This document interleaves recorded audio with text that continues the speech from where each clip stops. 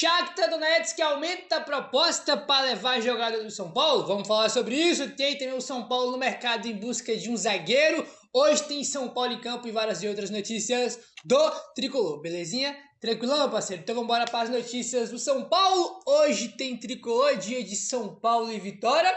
É o jogo aí de ressaca, né? Ressaca da eliminação que foi na quarta-feira, né? O primeiro jogo aí do São Paulo pós-eliminação. E tem que ganhar, né? Tem que ganhar. Não dá mais para perder ponto dentro de casa para time que tá ali, né, cara? Nem sei se o Vitória tá na zona ou se tá fora, né? Mas enfim, tá ali brigando para não cair. Entendeu? Então não pode mais perder pontos bobos aí para esses times dentro de casa. Já perdemos ponto pro Vasco, né? Foi amassado pelo Vasco, Sport, Fortaleza. Então hoje é um jogo que tem que ganhar, entendeu? E o que acontece? Ontem, né, na sexta-feira, o São Paulo aí encerrou a preparação para o jogo de hoje. O São Paulo encerrou nesta sexta-feira a preparação para o jogo contra o Vitória, que acontece hoje, sabadão, às 6h30, né, aí da tarde / noite, no horário de Brasília. Jogo aí da 19ª rodada do Brasileirão, é a última rodada do primeiro turno, hein? O jogo joga contra o Vitória hoje e acaba o primeiro turno, né? Depois começa o segundo turno, que já vamos jogar contra o Sport, né? Que o São Paulo empatou na primeira rodada. Então esse jogo aí é o jogo para fechar o primeiro turno do Campeonato Brasileiro, tá bom? Já comentamos já ontem, né? Mas vale ressaltar para quem não viu, a principal novidade é o retorno do atacante Lucas Moura, que está relacionado para o jogo de hoje depois de 3 meses. Tá? Depois de 3 meses, nosso querido Lucas Moura tá de volta. O São Paulo que anunciou, né, de forma oficial que ele estava à disposição para o jogo de logo mais, tá bom? Informação importante. Depois de ser eliminado para o Atlético Paranaense nas oitavas da Copa do Brasil, o São Paulo volta a usar sua força máxima neste sábado no Campeonato Brasileiro. Os titulares estarão em campo em busca da 6ª vitória seguida na competição. 6ª vitória seguida? Eu acho que é a 5ª, não é não? Informação do Globoesporte.com, eu acho que é a 5ª, não é não, cara? São Paulo 25 vitórias seguidas, mas tinha um da Copa do Brasil, né? Enfim, eu acho que se ganhar hoje é a 5ª, né? Mas o GE botou aqui a 6ª, mas enfim. Segundo o GE, Crespo deve mandar a campo o melhor São Paulo possível, entendeu? Eu achei, né? Tava assistindo alguns programas também, né, cara? Repercussão da rapaziada nas redes sociais. E parecia muito claro, né? Em opiniões das pessoas que torcem pro São Paulo, comentaristas aí, programas esportivos, que parecia que o Crespo ia fazer um time mais mesclado para ter a força máxima contra o Atlético Nacional na terça, lá na Colômbia, né? Mas, irmão, ele vai hoje com força máxima, porque tem que ganhar jogo, entendeu? Tem que ganhar jogo de hoje aí. Imagino que não vai ser um jogo fácil, por mais que o Vitória seja um time ruim, né, cara? Com todo respeito à Vitória, tem um time ruim. Mas, irmão, Carille é o técnico dos caras. Vai vir com aquela retranca bizarra que a gente já conhece, né? Já conhecemos o Carille aí de tempos de Corinthians, né? Quantas vezes o Corinthians não veio, irmão? Só pra jogar pelo empate do Morumbi com o Carille. Então, aquela retranca braba, nisso ele é bom, deve fazer retranca, então é um jogo aí que imagino que não vai ser fácil. Então, São Paulo vai com força máxima, segundo o Globoesporte.com, tá bom? O novo desfalque na extensa lista de jogadores que não estão à disposição do Crespo é o zagueiro Arboleda. Com uma lesão na perna esquerda, São Paulo fica apenas com 3 zagueiros à disposição, né? Sabino, Ferrarese e Alan Franco, tá bom? Tem notícia também sobre o Wendel. Nesta sexta-feira, o lateral esquerdo Wendel, em recuperação de uma lesão muscular na coxa esquerda, correu no gramado pela primeira vez desde a sua contusão, né? O Wendel que se machucou no jogo de ida lá contra o Atlético Paranaense, né? A vitória por 2-1, se machucou no comecinho, né, cara? Sabe? Com 10 minutos ou menos isso que ele se machucou. E ontem, na sexta-feira, né? Foi a primeira vez que ele correu no gramado aí desde a contusão, né? Enfim, mais um que estava crescendo, jogando bem e acabou tendo essa sequência interrompida por causa de uma lesão, né? O Lucas está confirmado para o jogo de hoje, relacionado, vai começar no banco de reservas. Em entrevista SPFC Play, ele falou o seguinte, abre aspas: agradeço à família, aos companheiros, aos funcionários do clube que sempre estão me ajudando, me incentivando. É difícil ver o time jogando sem poder estar em campo para poder ajudar, fecha aspas. Nessa semana agora, ele vai completar aí, o Lucas vai completar 15 anos de carreira, tá? E na SPFC Play ele falou o seguinte, abre aspas: o tempo passou, conquistei muitas coisas na vida profissional e também pessoal. Mas a alegria de defender o São Paulo continua a mesma. Não tem presente melhor para comemorar essa data. Fazer o que eu amo e representar o São Paulo. Acho que foi um dos maiores desafios da minha carreira em termos de lesão. Mas são coisas que fazem parte da vida do atleta, fecha aspas. Então tá aí o Lucas falando, né, sobre conquistou muita coisa na vida, né, não sei o que, né, completando 15 anos de carreira nessa semana, e ainda vê que nessa semana é a semana que ele tá voltando de lesão, e chama a atenção, né, cara, foi um dos maiores desafios da minha carreira em termos de lesão. Ele que vinha sofrendo com bastante lesões na reta final dele no Tottenham, né, já vinha sofrendo com algumas lesões, já teve algumas no São Paulo antes dessa última agora, né, que deixou ele aí meses de fora. E realmente foi complicado, né, cara? Só a gente ver que se machucou contra o Palmeiras, aí voltou, aí jogou 2, 3 jogos ali no segundo tempo, depois teve que voltar de novo, né, cara? A fazer outro trabalho de recuperação porque não tava conseguindo jogar.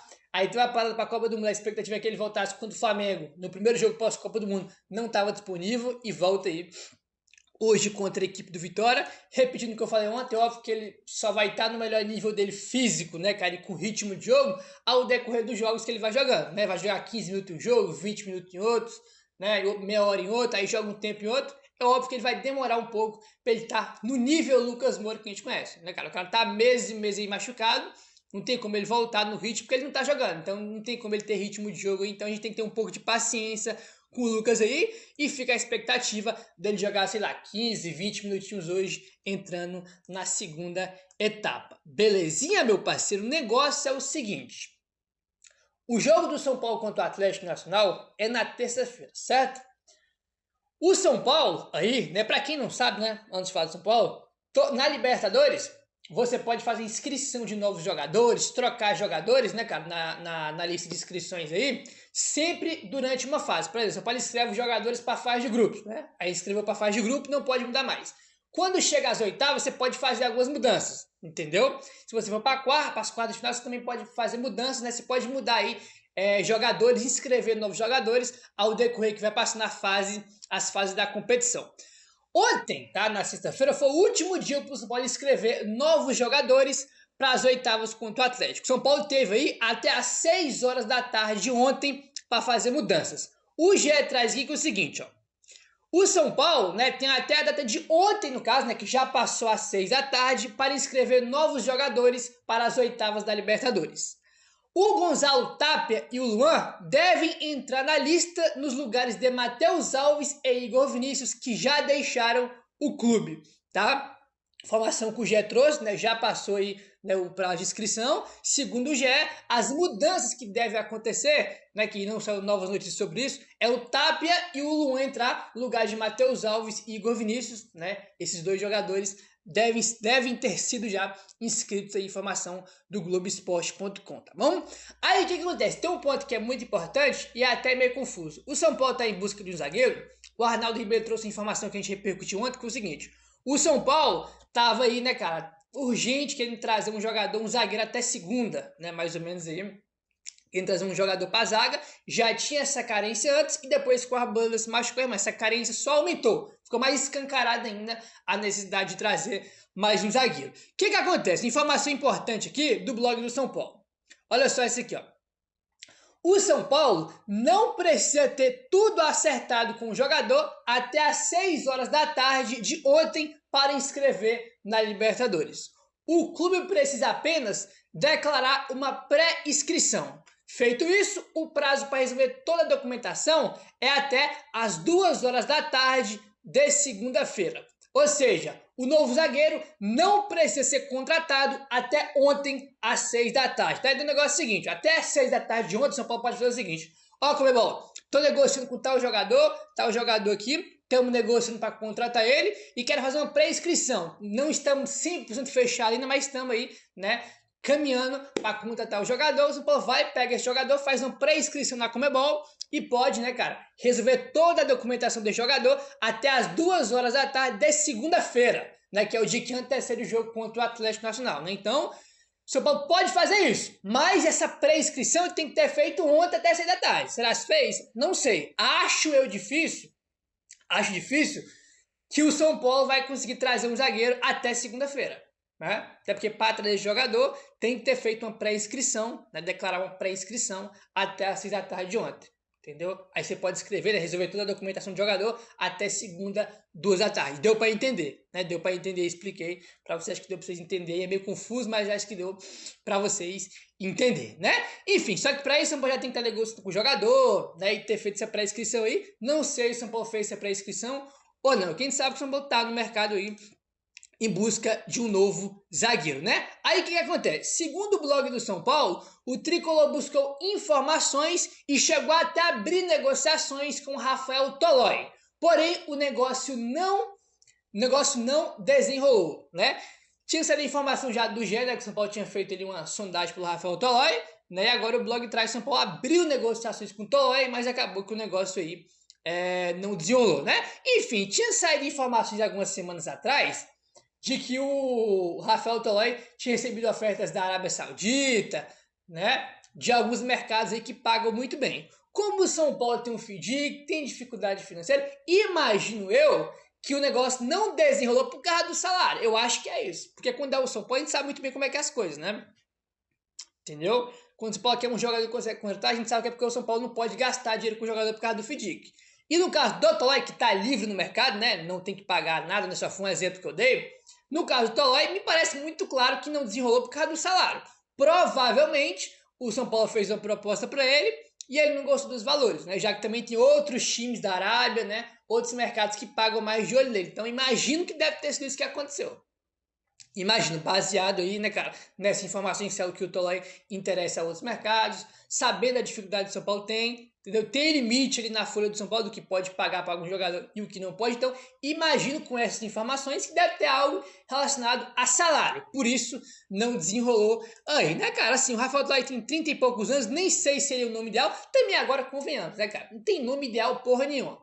Tá ligado? Por que acabou tendo nome ideal? Não tem nome ideal porque o São Paulo só tem 3 zagueiros, o Juan foi embora, o Arboleda se machucou, só tem 3 no momento, entendeu? E o São Paulo tá no mercado em busca de um zagueiro urgente para trazer para ontem. Então, tipo assim, quando você vai nas pressas, irmão, você vai pagar um salário para um jogador que pode ser mais caro agora, porque o São Paulo precisa fechar urgente, né? Por causa da necessidade aí. Então, quando você vai no mercado na urgência de última hora, tudo fica mais caro. Na verdade, na vida é assim, né? E no futebol é diferente. Você não querer fazer algum negócio na correria, é óbvio que você não vai fazer o melhor negócio possível. Então, não tem como nem imaginar um zagueiro ideal agora. Agora é ver o que o São Paulo vai fazer aí, né? Aí, por exemplo, né? Só pra gente... Que eu falei da pré-inscrição, por exemplo, São Paulo negociando com... Um exemplo só, né? Pra quem não entendeu. São Paulo negociando com o Rafael Tolói. São Paulo vai lá, faz uma pré-inscrição, né, declara uma pré-inscrição na Comebol. Estou negociando com o Rafael Tolói, né, quero fazer aqui uma pré-inscrição. Você faz essa pré-inscrição, declara isso, né, aí pode, né, cara, resolver toda a documentação dele até segunda às 2 da tarde, né, só para deixar claro aí. Mas não vai ser o Tolói, né, porque o negócio não deu, só tá dando um exemplo aqui para vocês entenderem melhor aí nesse negócio sobre inscrever jogador até segunda-feira. Belezinha? Enfim, Tolói já jogou pelo São Paulo, acho bom zagueiro, jogou na Itália, né, jogou também na seleção da seleção italiana aí. Mas, sei lá, não sei se me anima muito esse negócio aí do Rafael Tolói, não. Mas o fato é que o São Paulo tentou, mas o negócio não foi pra frente, né? Enfim, quero ver só o que o São Paulo vai fazer aí. Eu acho, palpite, conhecendo a diretoria do São Paulo, acho que não vai conseguir trazer um zagueiro até segunda-feira. Eu acho, não é só achismo aí, mas vamos torcer por estar errado e o São Paulo trazer, porque precisa e muito de um zagueiro. Já precisava antes, agora sim o Arboleda, irmão, agora ferrou de vez. O Arboleda vai ficar aí de 2, 3 a 4 semanas desfalcando São Paulo. Os 2 jogos mais importantes do ano é contra o Atlético Nacional e ele já está confirmado fora. Então, bastante complicado isso daí, belezinha? Rapaziada, vamos mudar de assunto aqui. Agora o negócio é o seguinte, comentamos aqui, né, sobre o Shakhtar Donetsk, aí interessado, né, não só interessado, mas já negociando, fazendo proposta aí para levar o nosso cria Lucas Ferreira, né? A informação que tinha, só que era a proposta de 8 milhões de euros, mas agora mudou. Segundo o Marcelo Braga do Globoesporte.com, a oferta do Shakhtar Donetsk por Lucas Ferreira é de 10 milhões de euros. Mas o São Paulo tem apenas 80% dos direitos econômicos do jogador e ficará com 8 milhões de euros, né? Então a proposta é de 10, tá? Milhões de euros. E aí, uma proposta maior do que tinha saído a informação anteriormente, mas 8 apenas fica com o São Paulo, porque o São Paulo tem 80% do jogador, entendeu? Aí um ponto que é importante, uma cláusula, ele já tem fase de negociação, né? Parece que está caminhando bem, uma cláusula que tem no contrato. O São Paulo ainda pode ganhar um bônus de 2 milhões de euros caso o Shakhtar Donetsk se classifique para a Champions da próxima temporada. Tá? Então, outro ponto importante, o Shakhtar se classificando para a Champions da próxima temporada, o São Paulo pode ganhar mais 2 milhões de euros aí, né? Essas cláusulas tem, né, em quase todos os contratos aí, quando o jogador é vendido para a Europa. A provável venda também vai deixar o São Paulo com direito de receber 10% do lucro de uma próxima negociação diferente. Então, o São Paulo ainda fica com 10% aí, né? O Lucas Ferreira, né? O Lucas Ferreira jogou muito no Shakhtar, foi vendido por Chelsea, um exemplo aqui, pro Chelsea, foi pro Chelsea, para Inter de Milão. O São Paulo tem 10% aí, né, do lucro dessa negociação. Aí, saiu uma notícia ontem, né, de que ele tá indo pro Shakhtar, que o Shakhtar quer contratar o Lucas Ferreira, porque o Lucas Ferreira é o substituto do Kevin. Kevin era um jogador do Palmeiras, cria do Palmeiras, foi vendido pro Shakhtar, né, ele foi com 21 anos, se eu não me engano, se não estou enganado, com 21 anos, né. Aí os caras agora, o Shakhtar tem muita proposta por ele, mas quer vender ele por 40 milhões de euros. Aí o Shakhtar vai comprar o substituto do Kevin por 10 milhões de euros, que é o Lucas Ferreira, né. O Lucas Ferreira vai substituir o Kevin lá no Shakhtar.